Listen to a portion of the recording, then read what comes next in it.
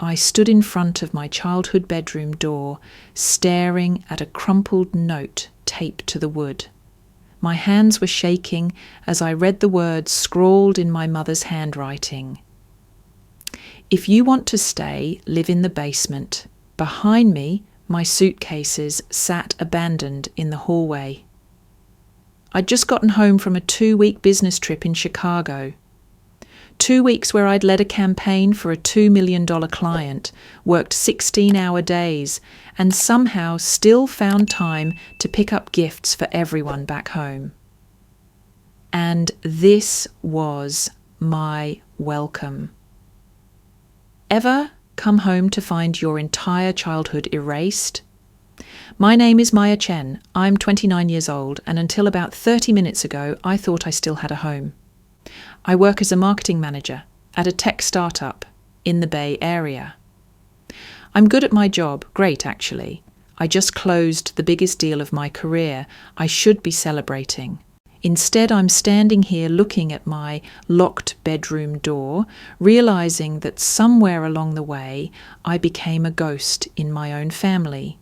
If you've ever felt like the placeholder child in your family, you'll understand this story. And if you stay until the end, you'll see how I turned being forgotten into the best decision I ever made. I promise you the ending is worth it. Maybe hit subscribe if you want to see how this plays out. Trust me, you won't expect where this goes. But first, I need to tell you how I got here. Because this didn't start with a note on a door. This started 29 years ago, the day I was born, and my parents looked at me and decided I was fine, just fine, good enough to keep around, but never quite enough to celebrate. Let me take you back. I was 17, standing in my high school gymnasium in a blue graduation gown that smelled like mothballs. All around me, families were cheering, taking photos, crying, those proud parent tears. I kept scanning the bleachers, looking for my mum's bright yellow cardigan or my dad's Dodgers cap. They weren't there. I found out later, much later after the ceremony ended and I stood alone in the parking lot while my classmates piled into cars with their families, that they'd gone to my younger sister Sophia's piano recital instead. It was across town. They'd known about both events for months. They chose hers. When my mum finally called that night, her voice was bright and cheerful. Sophia was amazing. She got a standing ovation. I recorded the whole thing. How was your graduation? I remember standing in our kitchen, still wearing that stupid gown, holding my diploma. It was fine. That's wonderful, honey. We knew you'd understand. Sophia's performance was really important. And that was it. No apology, no acknowledgement that they'd missed one of the biggest days of my teenage life. Because in our family, Sophia's moments were always more important than mine. Her piano recital trumped my graduation. Her community college acceptance party was bigger than my full scholarship to Berkeley. Oh, you didn't know about Berkeley? Neither did most of my family. I was 18 when the acceptance letter came. I'd applied to UC Berkeley on my own, written all the essays myself, stressed over every detail. When I got in with a full academic scholarship, full ride, every penny covered, I was shaking with excitement. I remember running downstairs, waving the letter. Mom, Dad, I got into Berkeley with a scholarship. My mother was unloading the dishwasher. She glanced up. That's nice, honey. My father was reading the newspaper. Good for you, Maya. That was it. That's nice. Good for you. Like I'd told them I'd gotten a B on a history test, not a full scholarship to one of the best universities in the country. 1 week later, Sophia got her acceptance letter to the local community college. just the acceptance, no scholarship, no honours program, just regular admission. My parents threw a dinner party. They invited aunts, uncles, cousins, family friends. They ordered catering. They had a cake made that said, "We're so proud of our college girl." I was there, sitting at the corner of the table, watching my father give a toast. To Sophia, our baby, heading off to college. We always knew she'd make us proud. Not we're proud of both our daughters. Not look at our 2 college-bound kids. Just Sophia. Always just Sophia. I spent that entire dinner answering polite questions from relatives who'd forgotten I was also going to college. "Oh, are you taking a gap year? Are you working?" Such a good big sister, helping with Sophia's party. Nobody asked where I was going, and I stopped trying to tell them. College became my escape. At Berkeley, I was valued. My professors knew my name, my work mattered. I made friends who actually asked how I was doing. For 4 years, I built a life where I wasn't invisible, but I still came home for holidays. I still showed up. Because some stupid, hopeful part of me kept thinking, maybe this time will be different. Maybe this time they'll see me. I graduated with honours at 22. Got my first real job offer 2 weeks later, a marketing position with a starting salary of $65,000. For a 22-year-old with no experience, that was incredible. I was so proud of myself. I drove home to tell them in person. I wanted to see their faces when I shared the news. I'd rehearsed what I'd say the whole drive there. When I walked in, the house was chaos. Balloons everywhere, streamers hanging from the ceiling, my mother frantically arranging flowers on the dining room table. "Maya, perfect timing. Can you help me move these chairs? We're having Sophia's 21st birthday party tonight." I stood there holding my offer letter. I got a job. "That's wonderful, sweetheart. These chairs need to go into the garage. Can you grab that end?" She didn't ask what job, didn't ask about the salary, the position, the company, nothing. We spent the next 3 hours setting up for Sophia's party.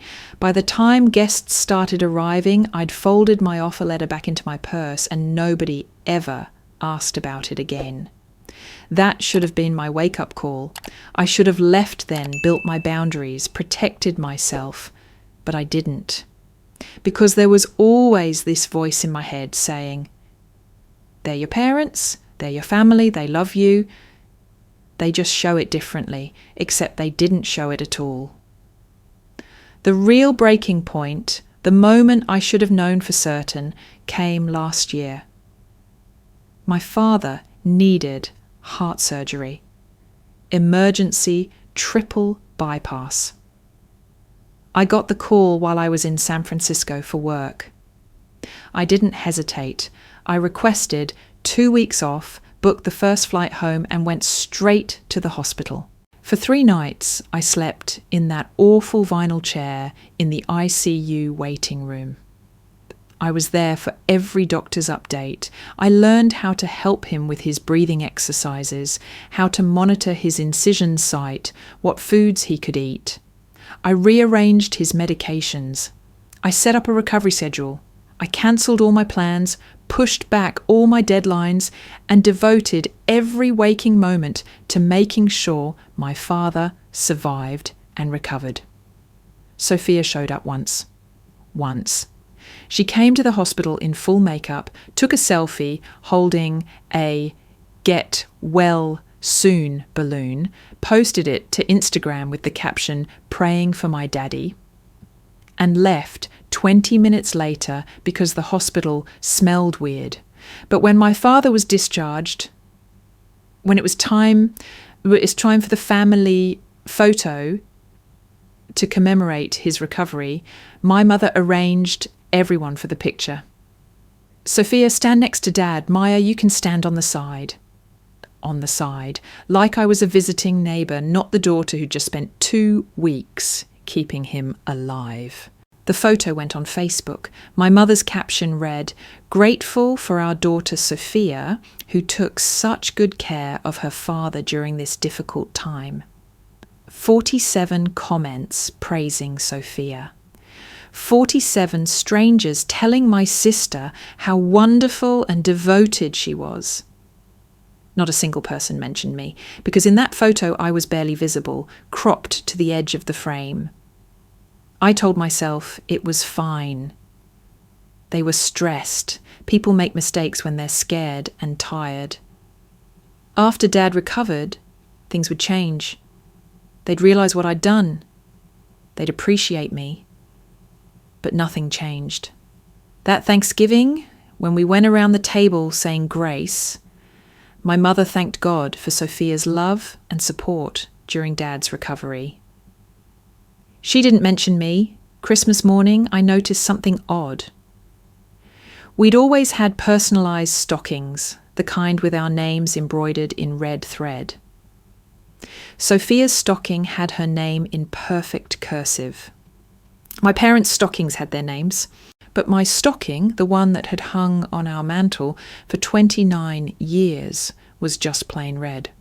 The embroidery had been removed, just a faded outline where my name used to be. I didn't say anything. What would I say?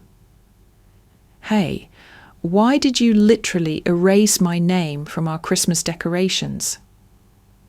It sounded insane even in my head, so I smiled. I took photos. I pretended not to notice that in a house full of family memories, I was slowly being edited out. And then I left for Chicago. 2 weeks, big project, huge career opportunity. I texted my mum before my flight. "Landing at 7 p.m, can't wait to see everyone." She replied 4 hours later, "Okay." That should have been a red flag. My mother, who texted Sophia 12 times a day, who sent good morning messages with flower emojis and good night messages with prayer hands, responded to me with, "Okay." I landed at 7:30. The house was dark when I got home. Well, not completely dark, but quiet in that way that meant everyone was upstairs. I let myself in with my key, dragging my suitcase behind me. Something felt wrong immediately. The furniture had been rearranged. The couch was against a different wall. The family photos on the mantel had been replaced. New frames, new pictures. I walked closer, counting them. 8 photos. 7 included Sophia. 1 was a family picture from last Christmas, but something was off about it. The framing was weird, too close on one side. Then I realised I'd been cropped out. In the original photo, I was on the left side. In this version, I was gone. Just Mom, Dad, and Sophia, smiling like a complete family. My heart started pounding. I walked upstairs, each step heavier than the last. My bedroom door was closed. That was unusual. I always left it slightly open. I reached for the handle, locked, and that's when I saw it. The note taped to the door, written in my mother's looping handwriting on a piece of torn notebook paper. Maya. "We've given your room to Sophia. She needs more space for her art studio. If you want to stay, the basement is available. We thought you'd understand since you're barely home anyway." Mom, I read it 3 times, 4 times. The words didn't change. They'd given away my room, my childhood bedroom with my books still on the shelves, my high school track medals still on the wall, my life still in the drawers, given it away to Sophia without asking me, without telling me, without even a phone call. The basement is available.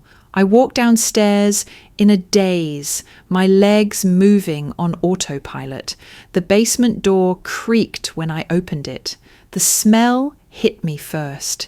damp, mouldy, that particular rot that happens when a room doesn't get enough air. I flicked the light switch. Nothing. The bulb was burned out.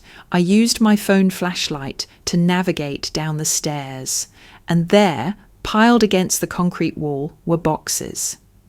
My boxes, my belongings, hastily packed, some items just thrown in loose. I opened the closest one.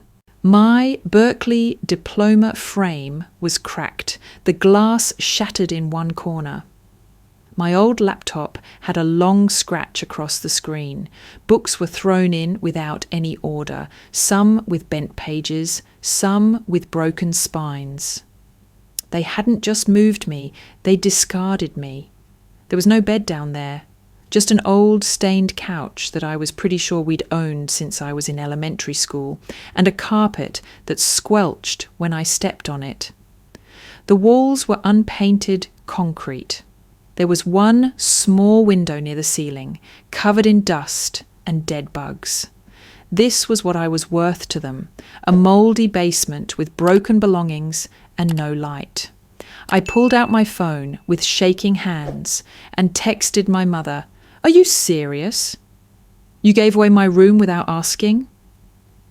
I watched the 3 dots appear, disappear, appear again. 45 minutes later, she responded, "Don't be dramatic. Sophia is pursuing her art career. You have your own apartment anyway." My own apartment. She was talking about, but I'd never told them about the apartment. I'd kept it secret because I knew I texted back, "I've been paying rent here for 6 years since I moved back to help you guys." Those 3 dots again. Then, "We never asked you to. Besides, Sophia needs family support right now. You're financially stable."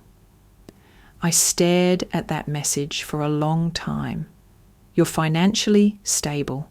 Like that was a reason to treat me like garbage. Like because I'd worked hard and built a career, I didn't deserve a room in my childhood home. Like because I could afford to survive, I didn't deserve basic respect. And then it hit me, the rent. For 6 years, I'd been paying $800 a month to my parents. They called it contribution to household expenses. I'd agreed because I thought it was fair. I was living there, eating there, using their utilities.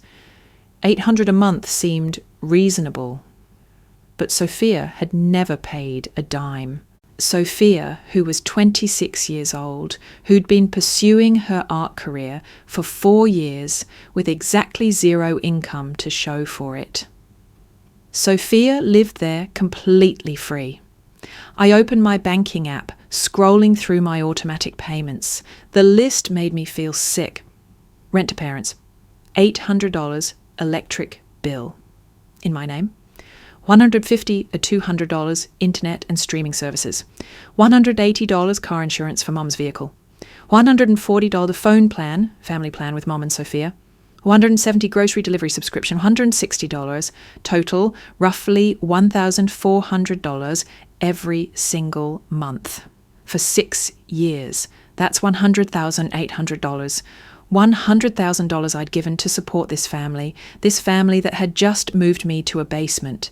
I sat down on that disgusting couch, my hands still shaking, and opened Instagram. I don't know why. Maybe I was hoping to see something that would make this make sense, some explanation, some sign that this was all a misunderstanding. Instead, I found Sophia's story, posted 3 days ago. A video tour with peppy music. "Come look at my new art studio." The camera panned across a room I knew every inch of, my room. But it wasn't my room anymore. My desk was gone, replaced by an easel covered in Sophia's half-finished paintings. My bookshelf had been emptied, now holding jars of paint and brushes. My walls, The walls I'd painted pale blue when I was 16 had been repainted white and covered with Sophia's art. Every trace of me had been erased. The tour continued. 15 stories showing every angle. My reading corner was now her meditation space. My closet was her supply cabinet. The bulletin board where I'd pinned my acceptance letters, my track ribbons, my photos with friends. Gone. Replaced with a mirror and fairy lights. The caption on the final story made my stomach turn. Parents surprised me with this amazing space, so blessed to have such a supportive family. Artist life? Grateful, supportive family. Surprised her. This wasn't even her idea. My parents had planned this. They'd chosen to give away my room. They'd chosen Sophia over me, and they'd done it while I was in Chicago, while I was working. They'd known exactly when I'd be gone. This wasn't spontaneous. This was calculated. I scrolled back further in her stories. There, from 1 week ago. A photo of my parents and Sophia at dinner. Nice restaurant, fancy table setting. The caption, renovation celebration dinner. Can't wait to show you guys the new space. That was the night before my flight back. They'd celebrated giving away my room. They'd raised glasses and toasted while I was boarding a plane, excited to come home. They'd known. They'd all known. And not one of them had told me. I sat in that basement for hours. The smell of mould making my head hurt. The damp seeping into my bones. I scrolled through my text messages with my parents, going back months, years, looking for something, any sign of affection, any indication that I mattered. Every single conversation was about money. Can you cover the electric bill this month? Sophia needs new art supplies. Can you Venmo $200? Car registration is due. Can you handle it? The internet bill went up. Can you take care of it? I kept scrolling. 6 years of messages. Looking for one, just one, that said, "How are you?" or "We're proud of you," or "We miss you," or anything that sounded like love. The last genuine conversation I could find was from 4 years ago. 4 years. I'd texted them a photo of a sunset from a work trip to Seattle.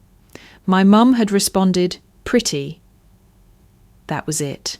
That was the last time they'd engaged with something I'd shared about my life that wasn't a request for money or a logistical question. I opened my banking app again, just staring at the numbers. $47,000 in savings. A stable job that paid $85,000 a year. A 401k, investments. I was doing well. By any measure, I was successful. And I was sitting in a mouldy basement, treated like a homeless stranger in the house where I grew up. Something cracked open inside me. Not heartbreak, that had happened slowly over years, each small rejection adding up. No, this was clarity, sharp, painful clarity. They weren't going to change. They were never going to see me, value me, love me the way I deserved. I could stay in this basement forever, keep paying their bills, keep showing up for holidays, and I would still be invisible, still be the afterthought, still be the daughter they erased from photos. Or I could leave. I pulled out my phone and called the only person I knew would understand. "Maya?" Nora's voice was groggy. It was almost midnight. "Everything okay?" They moved me to the basement. Silence. Then, "What?" I came home from Chicago. They gave my room to Sophia, left me a note saying I could stay in the basement if I wanted. "Nora, it's..." My voice cracked. "It smells like mold. There's no bed. They packed my stuff in boxes and some of it's broken, and I'm getting dressed. I'll be there in 20 minutes. No, I just needed to... Maya." Her voice was sharp, cutting through my spiral. You've been telling me about this basement for months, about how your parents kept talking about cleaning it out and making it livable. I thought it was a weird family quirk. This isn't a quirk. This is abuse. It's not. Let me get this straight. You make $85,000 a year. You've been supporting them financially for 6 years. And they literally moved you to a mouldy basement while giving your room to your 26-year-old sister who pays nothing and contributes nothing. Hearing it said out loud like that, I couldn't deny it anymore. Why are you there, Maya? You have an apartment. A beautiful apartment that you're paying for. They're my family. No. Nora's voice was firm. Family doesn't treat you like a personal ATM and then throw you in the basement. Family doesn't erase you from photos. Family doesn't forget your graduation and then celebrate your sister's community college acceptance. I'd told her all of it over the years. Every story, every hurt. She'd been listening when I thought I was just venting. I don't know what to do. Yes, you do. You know exactly what to do. You've known for a while. You just needed permission. She paused. Here's what you're going to do. Pack your stuff tonight. Not everything, just what matters. What you can fit in your car. Tomorrow, you move to your apartment, your real home, and then you stop every single payment. I can't just... Yes, you can. Maya, they've shown you exactly how much you matter to them. Believe them. Stop waiting for them to become different people. They won't. Save yourself instead. We talked for another hour. She walked me through the logistics, kept me focused, reminded me that leaving wasn't cruelty, it was survival. When we finally hung up, I looked around that basement one more time. At the cracked diploma, the broken laptop, the pile of boxes containing a life my parents thought was disposable. I pulled out a piece of paper and started making a list. First, I'd get out, take my things, move to the apartment I'd been too guilty to fully live in. The apartment I'd kept secret because some part of me still thought I owed them my presence, my money, my life. Then I'd cancel everything, every automatic payment, every bill in my name, every subscription I'd set up for their convenience, the electricity, the internet, the streaming services, the phone plan, the car insurance, all of it. I wasn't going to confront them, wasn't going to leave an angry note or make a dramatic speech. I was just going to disappear from their financial life the same way they'd erased me from their family. Let them figure out how much I'd been holding up when the lights went out. I grabbed my phone and texted Nora one more time. Can you help me move tomorrow morning, early before they wake up? Her response was immediate. Already planned on it. 6 a.m. Perfect.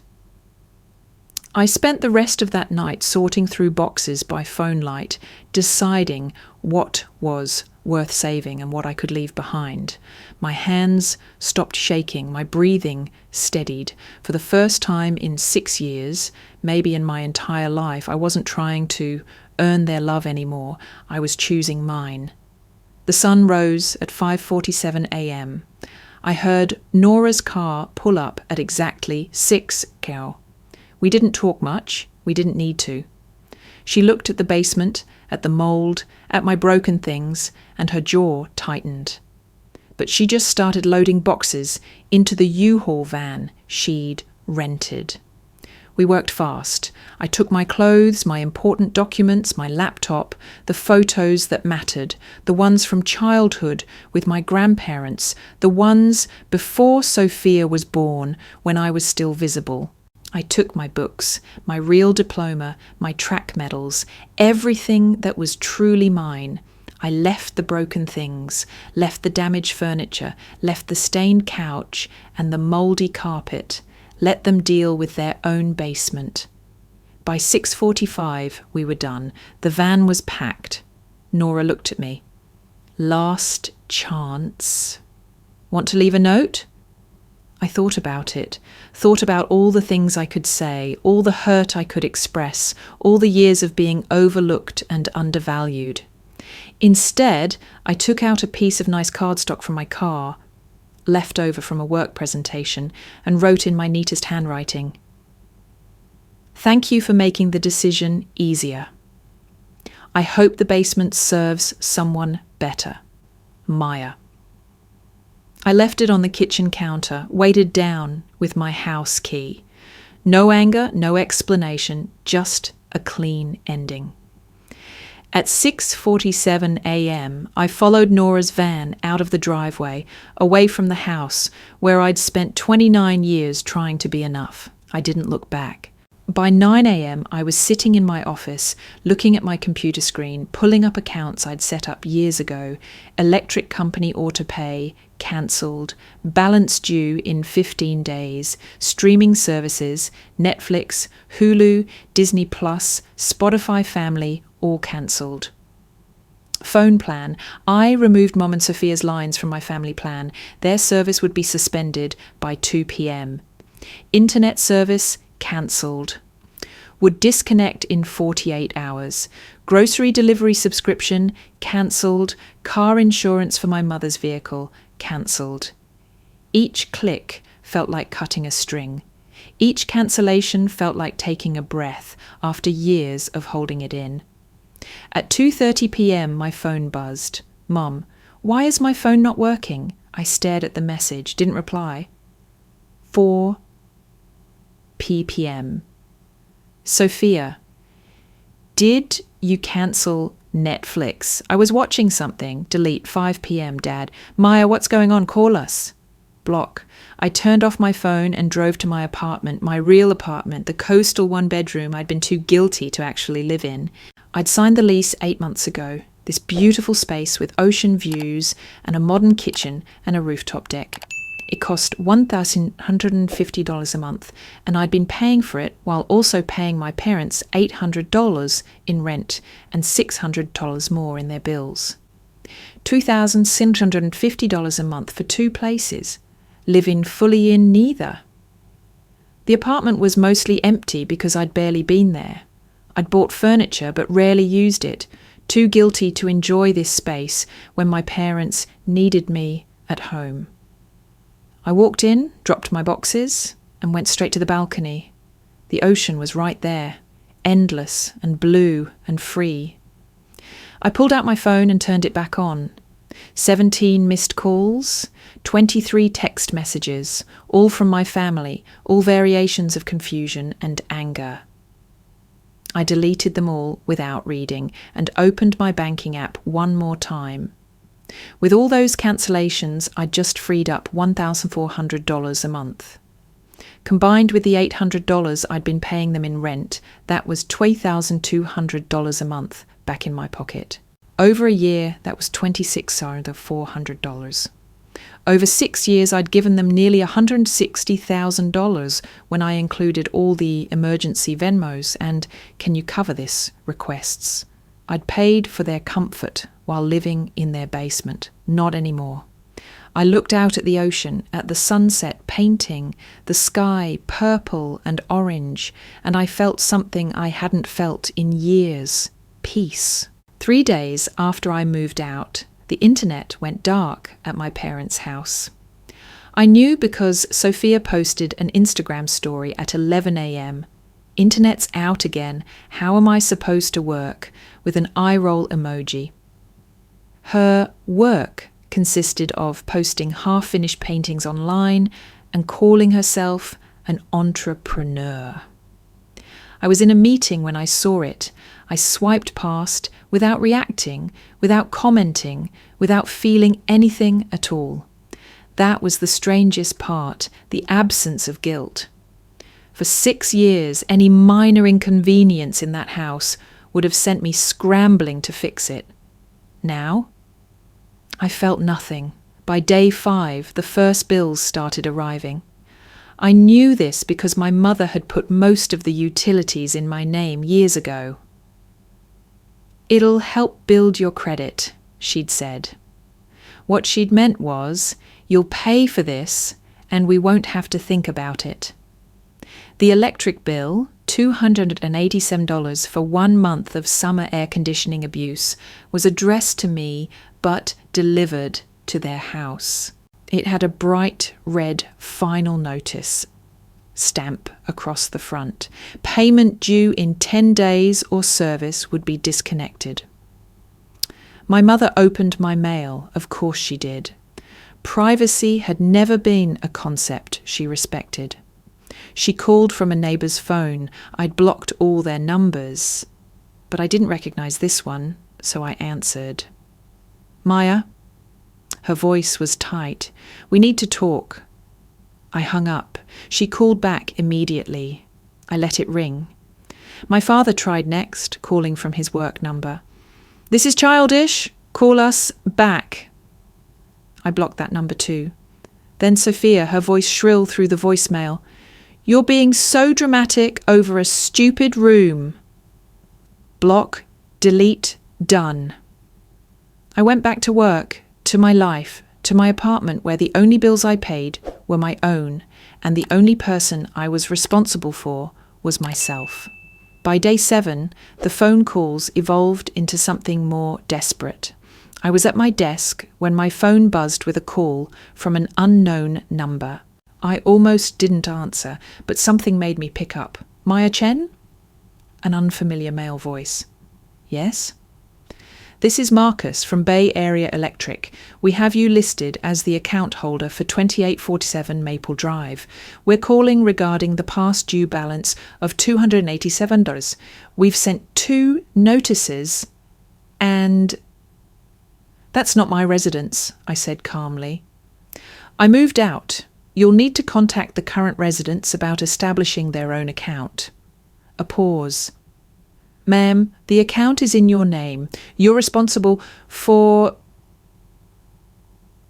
"I understand. I'm formally requesting to close that account as of today. I no longer live there, and I'm not responsible for that property's utilities. We'll need the property owner to establish a new account before we can—" "That's between you and them. Close my account, please." Another pause. "The balance will still be due." "Send it to collections if you want. I'm not paying for a house I don't live in anymore." I gave him my new address for any final paperwork and hung up. My hands were shaking, but not from fear, from liberation. Within the hour, I'd done the same with the internet provider, the garbage service, and the water company. All accounts in my name, all getting closed. All becoming someone else's problem, their problem. That afternoon, my extended family started getting involved. My Aunt Linda, my mother's older sister, called. I answered because I'd always liked Aunt Linda. She'd been kind to me as a kid, even if she'd never quite understood the family dynamics. "Maya, honey, what's going on? Your mother is very upset." "I moved out." "I know, but she said you turned off all the utilities?" "I cancelled the services I was paying for. They're adults. They can set up their own accounts." Aunt Linda's voice softened. "She said you left without saying goodbye, that you're not returning their calls. Did she tell you they gave my room to Sophia while I was on a business trip? That they left me a note saying I could live in the basement?" Silence. "Did she mention that I'd been paying full $400 a month to support that household while Sophia paid nothing?" More silence. So, "Aunt Linda, I love you, but this isn't your business. I'm not angry. I'm not trying to punish anyone. I'm just done being their ATM and their afterthought." "Maya? If Mum wants to talk, she has my number. But I'm not discussing this with everyone else in the family. I'm not the bad guy here, and I'm not going to defend myself for having boundaries." I hung up before she could respond. That evening, the real show began. Week 2. My parents were invited to a family reunion at Aunt Linda's house. It was one of those big, extended family things we did twice a year. Aunts, uncles, cousins, grandparents if they were still alive. My father's mother, Grandma Chen, was the matriarch of these events. She was 83, sharp as a tack, and didn't tolerate nonsense. I wasn't invited, or rather I was invited, but I declined. Aunt Linda had texted me the details, and I'd politely responded that I had work commitments. The truth was, I couldn't sit in a room with my parents and pretend everything was fine. Not anymore. But I heard everything that happened because my cousin Jessica, who'd never really liked Sophia's Instagram perfect persona, called me that night with a full report. Maya, oh my God, you need to hear this. According to Jessica, things started normally. The usual small talk, the catching up, the parade of Tupperware containers full of homemade food. My mother and father arrived with Sophia, all smiles, acting like everything was perfect. Aunt Linda asked the question everyone was thinking. Where's Maya? I thought she was coming. My mother's smile tightened. Oh, she's busy with work. Cousin Jessica, who'd been scrolling through Instagram during dinner, looked up. Wait, didn't you guys just renovate? Sophia posted about her new studio. The table went quiet. Studio? Aunt Linda's voice had an edge to it. I thought that was Maya's room. My mother shifted uncomfortably.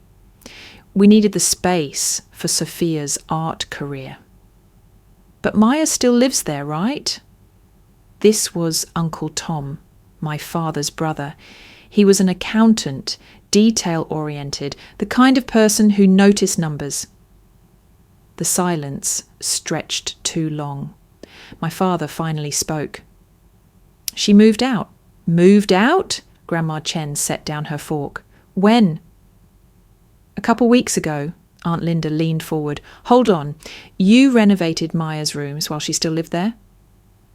We offered her the basement, my mother said, defensively. The reaction was immediate.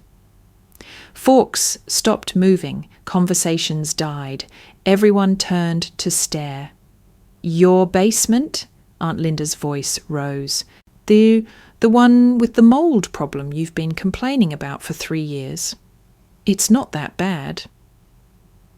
The basement you said wasn't even safe for storage? Uncle Tom added. My father's face flushed red. She has her own place anyway. Then why was she paying you rent? Uncle Tom again, because of course he'd remember. At last year's Thanksgiving, my parents had mentioned the rent arrangement as proof that I was contributing to the household. My mother deflected. That's private. How much was Maya contributing? Aunt Linda wasn't letting this go. The table waited. About $1,400 a month, my father admitted quietly. The explosion was immediate. She was paying $400 a month and you put her in the basement? Aunt Linda stood up. Wait. Cousin Jessica was scrolling furiously through her phone. Sophia, these posts about your new studio. These are dated from 2 weeks ago. The caption says your parents surprised you. Sophia's face went pale. Jessica turned her phone around, showing the table. This is Maya's room. I've seen pictures. This is definitely her room. Grandma Chen's voice cut through the chaos. Did you give away that girl's bedroom while she was out of town? My mother tried to recover. She was barely ever there. That's not an answer. Grandma Chen was the only person my parents actually feared. Did you or did you not give away her room without asking her? She was on a business trip, my father said, as if that somehow made it better. You waited until she was gone. Grandma Chen's voice was ice. You gave her room to her sister and told her she could live in a mouldy basement after she paid you over $1,000 a month for 6 years. Uncle Tom pulled out his phone, calculating. 6 years at 1,400, that's over $100,000. The number hung in the air. She paid you $100,000 and you put her in the basement. Aunt Linda looked like she might actually flip the table. Sophia tried to defend them. She never said she was upset. Because you never gave her the chance, Jessica snapped. You posted 15 Instagram stories touring her room, while she was travelling for work. The cousins started piling on, pulling up Sophia's posts, showing the dates, the captions, the evidence of what had happened. Look at this one. Renovation celebration dinner. That's the night before Maya flew home. And this one, can't wait to move in. Posted while Maya was literally in Chicago. Someone asked Sophia directly, "How much do you contribute to the household?" Sophia bristled. "I'm an artist. I'm building my career. Family is supposed to support..." Maya was supporting herself at 22. Jessica interrupted. "You're 26. What's your excuse?" The table turned on my parents then. Questions came from every direction. How could you treat her like that? She took care of Dad after his surgery. She was at the hospital for 3 days straight. She got a full scholarship to Berkeley, and you threw a bigger party for Sophia's community college acceptance. Remember Maya's high school graduation? You missed it for Sophia's piano recital. Every forgotten moment, every overlooked achievement, every time they'd chosen Sophia over me, the family had noticed.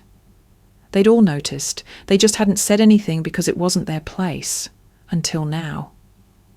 My mother tried to defend herself. We raised her. We gave her everything. Everything? Grandma Chen's voice was sharp. You gave her a childhood where she was invisible. You gave her a room for 29 years and then you took it away while she was gone. You gave her bills to pay and no appreciation. That's what you gave her. My father stood up. We don't have to listen to this. Sit down. Grandma Chen didn't raise her voice, but my father sat. You will listen. That girl spent 6 years holding your household together financially. She paid your bills, supported your other daughter, took care of you when you were sick. And you repaid her by erasing her from family photos and moving her to a basement. We didn't erase, my mother started. I saw the photos on your mantle last month, Aunt Linda said. Maya was cropped out of the Christmas picture. Don't lie. The family reunion ended early. My parents left in silence, humiliated in front of everyone who mattered. Sophia was crying, her Instagram perfect image shattered. The family group chat apparently exploded afterward, with everyone taking sides, everyone suddenly seeing what had been happening for years. Jessica called me at 9 p.m. with the full story. Maya, it was brutal. Grandma Chen basically disowned them. Aunt Linda hasn't stopped texting the family chat. Everyone's pissed. I sat on my balcony watching the ocean, listening to her describe the scene. How do you feel? She asked finally. Validated, I said honestly. For years. I thought maybe I was overreacting. Maybe it wasn't that bad, but it was, wasn't it? It was really bad, Maya. I'm sorry I didn't say something sooner. Not your circus, not your monkeys. I said, using the phrase my therapist loved. After we hung up, I sat there for a long time, watching the waves. The family knew now. The truth was out, and I felt nothing. No satisfaction, no revenge, no vindication. Just peace. The desperate attempts started in week 3. My mother showed up at my office. I don't know how she found out where I worked, probably asked a family member, but there she was in the lobby at 2 p.m. on a Tuesday. The receptionist called me. "Maya, there's a woman here claiming to be your mother." My stomach dropped. "Tell her I'm in a meeting." She says she'll wait. "Tell her I'll be in meetings all afternoon." I watched from the second floor window as my mother sat in the lobby. She had a purse, a coffee, and a determined expression. She waited for 2 hours, checking her phone, looking at the elevator every time it dinged. At 4 p.m, I texted Nora, "Can you come get me? My mum's camped out in my office lobby." "On my way." Nora pulled up to the back entrance at 4:30. We drove to her place, where I stayed until 7 p.m, long after my mother would have given up. That night, the email arrived. Subject: "We need to talk about this misunderstanding. Maya, I think there's been a huge misunderstanding. We never meant to hurt you." The room situation was just practical. Sophia needs space for her art, and we thought you had your own place anyway. We didn't realize you were upset. Can we please talk about this like adults? We're a family? Mum. I read it 3 times, analysing every word. Not, "I'm sorry." Not, "We were wrong, just misunderstanding." Like I'd misunderstood being moved to a basement. Like I'd misunderstood 29 years of being second place. I deleted it without responding. My father took a different approach. He got a new number, probably a burner phone, and texted me. "Your mother is very upset. This has gone too far. Whatever you think we did wrong, we can discuss it, but this silent treatment is immature. You're hurting the whole family." I stared at that message for a long time. Immature. Hurting the whole family. How dare you have boundaries, it really meant. How dare you stop letting us use you? I blocked the number. Then Sophia started calling. She borrowed phones from friends, left voicemails that progressed from angry to desperate over the course of one day. Voicemail 1, 10 a.m. "Maya, what the hell? You can't just cut us off like this. We're your family." Voicemail 3, 2 p.m. "Mum is crying every day. Dad's blood pressure is up. Are you happy now? Is this what you wanted?" Voicemail 5 p.m. "Okay, fine. I'm sorry about the room thing. Can you just turn the internet back on? I have commissions to finish." Voicemail 7, 8 p.m. "The electricity got shut off. It's 90 degrees. Maya, please, I'll move out of the room. Just call us back." That last one almost got me. Almost. Because somewhere deep inside, that old pattern was still there. The instinct to fix things, to make everything okay, to sacrifice myself so everyone else could be comfortable. But then I remembered the basement, the mould, the broken diploma, the cropped photos, the $100,000, the note on my bedroom door. I deleted all the voicemails without listening to them fully. Week 4, Saturday morning, 8 a.m. My doorbell rang. I checked the camera on my phone, all 3 of them standing there, Mom, Dad, Sophia, on my doorstep. I didn't open the door. My mother pressed the intercom button. "Maya, we know you're home. Your car is here. Please, just let us talk." I pressed the speaker button without opening the door. "You can talk from there."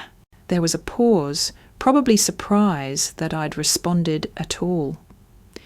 "This is ridiculous," my father said. "Open the door." "I'm comfortable here. Say what you need to say." A long silence. I could see them on the camera looking at each other, trying to figure out how to proceed. My mother's voice came through, shaky with tears. "We didn't know you felt this way." "You didn't know?" I kept my voice level. "Or you didn't care?" "That's not fair. What's not fair is giving away someone's room while they're working out of town. What's not fair is taking their money for 6 years and then treating them like a burden." "Okay," my father's voice. "Maybe we made a mistake with the room situation." "A mistake? You gave away my room while I was working. You moved me to a mouldy basement, without a conversation, without a phone call. You didn't make a mistake. You made a choice." "But you barely stayed there anyway." My mother's voice was rising, defensive. "Because I was working, supporting myself, supporting all of you." "We never asked you to," Sophia started. "No, you never asked, you just expected. You expected me to pay your bills, cover your expenses, support your art career while contributing nothing. You expected me to show up for every holiday, every dinner, every crisis. And I did. For 6 years I did. And you repaid me with a basement." Silence. I continued, my voice steady. "Let me ask you something. When was the last time any of you asked about my life? My job? My promotion? My mental health?" More silence. "I'll wait." I watched them on the camera. They looked at each other, searching for an answer. "You can't remember, can you? Because you never did. Not once in 6 years did any of you ask how I was doing unless you needed something from me." "That's not," my mother tried. "When did I get promoted to senior manager?" Silence. "When did I close my first $1 million deal?" Nothing. "When did I win the company's innovation award?" My mother's voice was small. I don't remember." "Exactly, because you never asked. You never cared about my life unless it affected yours." My father tried a different tack. "We raised you. We gave you a home, food, education, and I paid you back. With 6 years of support, $100,800 in direct payments, probably another $50,000 in emergency expenses, surprise costs, and things you forgot to budget for. I don't owe you anything anymore." "So what?" My father's voice was hard now, angry. "You're just going to abandon your family? You abandoned me first. You just didn't realize it because I kept showing up and paying your bills." "We want to make this right," my mother pleaded. "Come home. We'll give you your room back." "I don't want it. I don't want to be where I'm not valued." "You're being so dramatic," Sophia started. "I'm being free," I cut her off. "There's a difference. We're your family." My mother was crying now. "No. You're people I'm related to who treated me like an ATM with no feelings. Family doesn't do that. Family doesn't erase you from photos. Family doesn't miss your graduation for a piano recital. Family doesn't celebrate your sister's community college acceptance more than your full scholarship. Family doesn't give away your room while you're travelling for work. You can't mean," my father started, "I'm not coming back, not for Thanksgiving, not for Christmas, not for emergencies you created by mismanaging money I was giving you for free. I'm done being the family ATM and the emotional ghost." "You'll regret this," my father said, his voice cold. "The only thing I regret is not leaving sooner." I took a breath. "I need you to understand something. I don't hate you. I'm not trying to hurt you. I'm just choosing myself for once in my life. I'm choosing to live somewhere I'm valued, to spend my money on things that matter to me, to build relationships with people who actually care about my life. But we do care, my mother said. You don't. You care about what I provide. You care about my income, but you don't care about me, and I'm done pretending that's enough. Maya, please. Goodbye. I turned off the intercom and watched through the camera as they stood there, uncertain what to do next. Eventually, they left. I sat on my couch, shaking but steady. That was it. The conversation I'd needed to have, the boundaries I'd needed to set. And I'd done it without opening the door, without letting them into my space, without compromising my peace.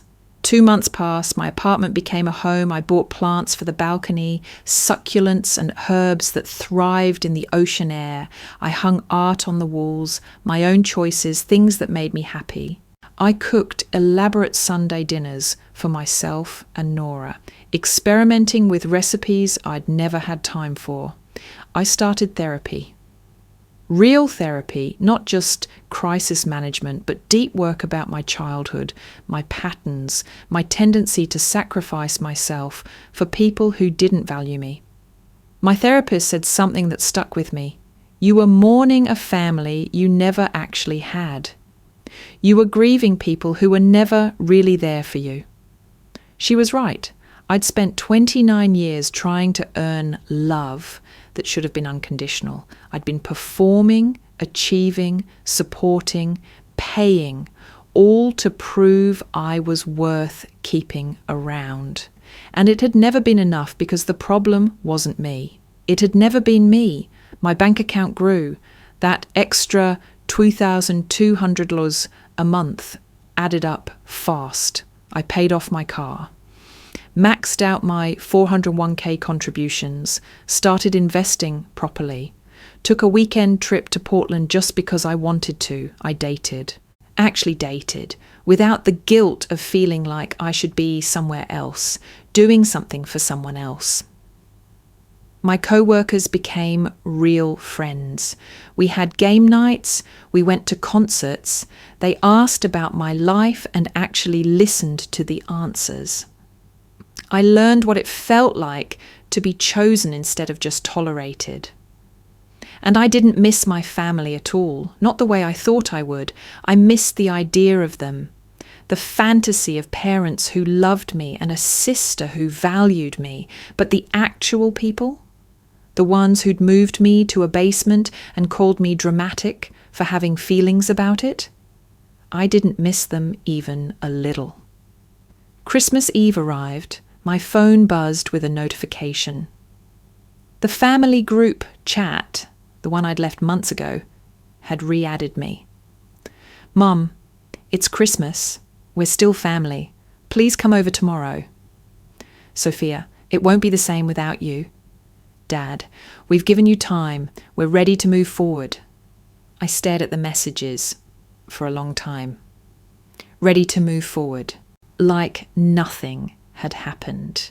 Like they hadn't spent 6 years using me, like 2 months of no contact had somehow fixed everything. I typed out my response carefully, editing it 3 times before sending. I appreciate the invitation, but I won't be there. Not because I'm angry anymore, but because I finally understand something important.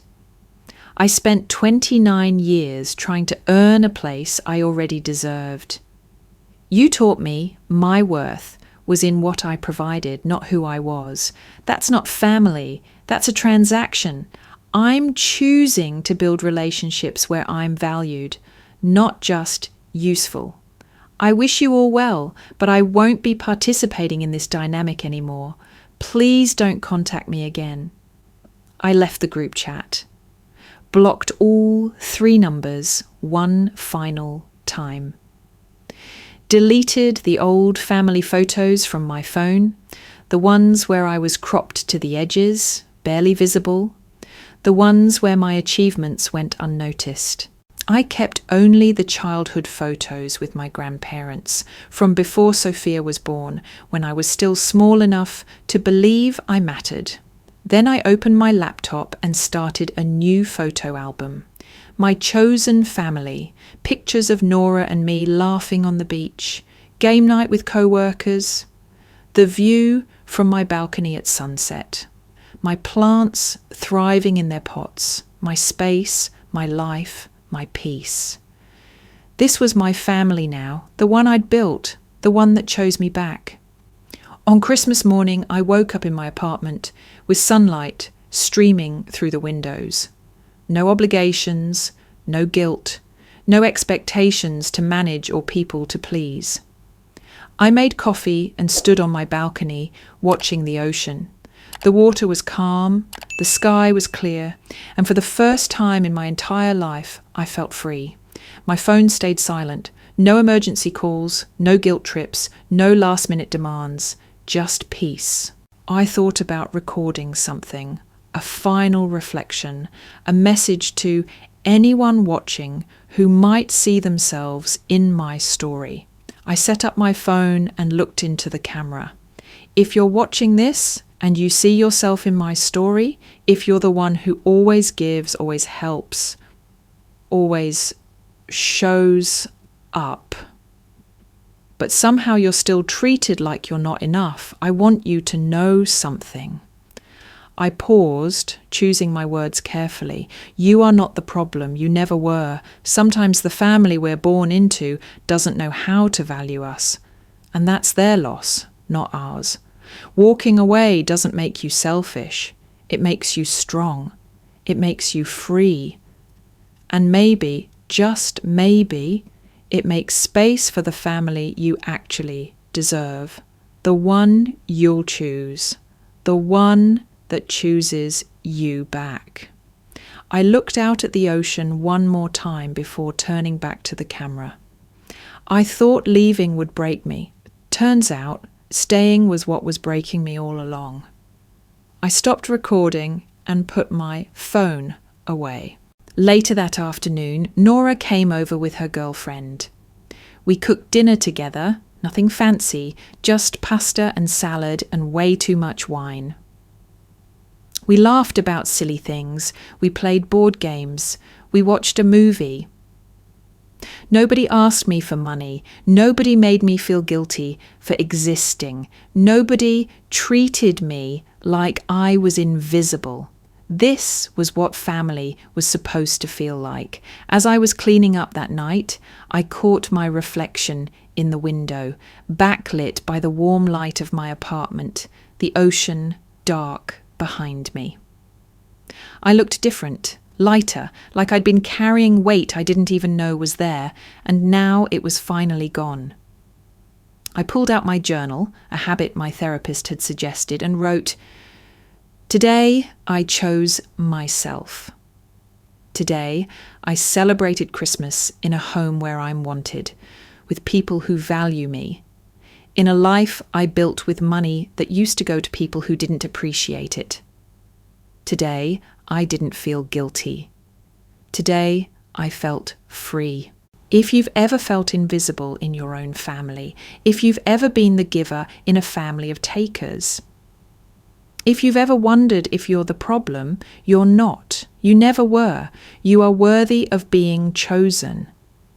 Not just tolerated, not just useful, chosen, valued, loved. And if the family you were born into can't do that, you have my permission to find one that will. I closed the journal and looked around my apartment, my home, my sanctuary, my fresh start. The ocean whispered against the shore outside my window. The fairy lights Nora had helped me hang twinkled softly. The plants on my balcony swayed in the coastal breeze. This was my life now, the one I'd chosen, the one where I mattered, and I'd never felt more at home,